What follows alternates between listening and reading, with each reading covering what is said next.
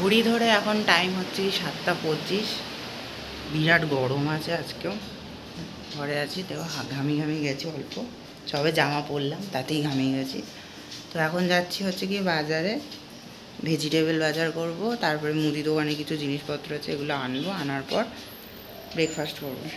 তো জলদি জলদি যেতে বলেছে বাজারেরই একটা কাকু, যে ভালো সবজি যদি নিতে হয় তাহলে জলদি জলদি এসো। তো সেই জন্য আজ একটু জলদি জলদি যাচ্ছি। 7:30 দেখি কী পাই না পাই। মা লিখে দিয়েছে ফর্দ পকেটে আছে, নিয়ে যাই, কি বলবো দাও এগুলো দাও।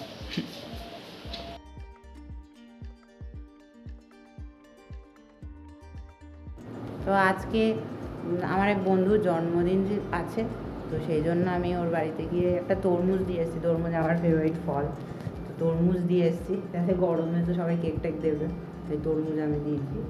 তো জানতে পারলাম যে তরমুজ ওর ভালো লাগে না, আর চকলেট নিয়ে গেছিলাম তো চকলেট দিয়েছি। তো ওখানে বন্ধুর মা আমাকে বললো যে একটু খেয়ে যেতে দুপুরবেলা, তো দুপুরবেলা খাবো।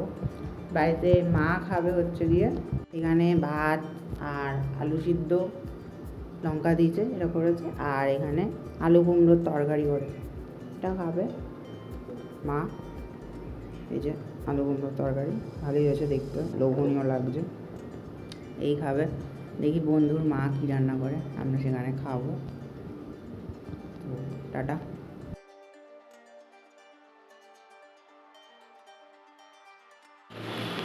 এখন বাজে রাত পাক্কা 9টা। তো আমি নিয়েছি ভাত, ডিনারে আমি নিয়েছি ভাত।